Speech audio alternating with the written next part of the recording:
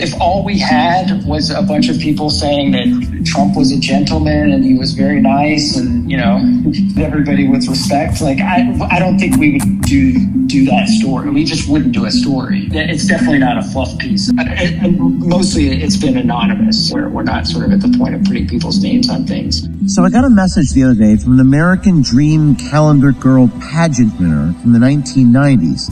Now, she had gotten a message from a Washington Post reporter named Matt Visor, who was contacting her, trying to get dirt, trying to get information on the relationship between Epstein and Trump. Now, Washington Post Visor alleges in his email to this pageant winner that he wanted to hear from her experiences with President Trump during her time as a pageant girl. Now, she reached out to me wondering what she could do to expose this Washington Post reporter, so she called this Washington Post reporter and recorded the phone call. Thanks for getting back to me. Yeah, I know it's kind of random and out of the blue, but we've been trying to revisit a period when Trump was involved with the competition. So we'd heard a little bit about Jeffrey Epstein being around at some competitions or parties and stuff like that, and have just been trying to talk to as many people as we could, particularly since it was a long time ago.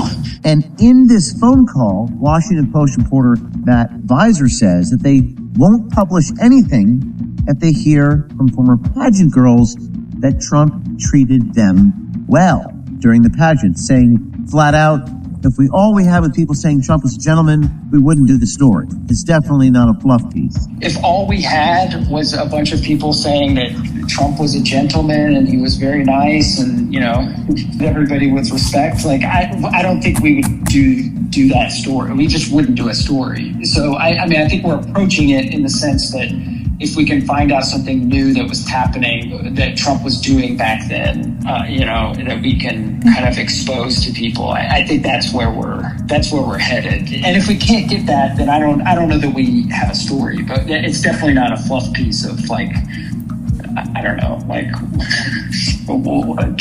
Trump the businessman, or Trump the guy who was nice to everybody. That's sort of not where we're heading. Now, Matt Visor also says in this phone call with the pageant winner, the secretly recorded phone call, that the upcoming Washington Post article on the Trump-Epstein relationship is mostly built on anonymous sources. So we've talked to a number of people. I don't think we're yet in a position to say here's the headline off of this, because we're still kind of in the mode of trying to hear from people. A lot of those have been, and mostly it's been anonymous, where we're not sort of at the point of putting people's names on things. At the point in the story phase where it's okay, here's what the story's going to say.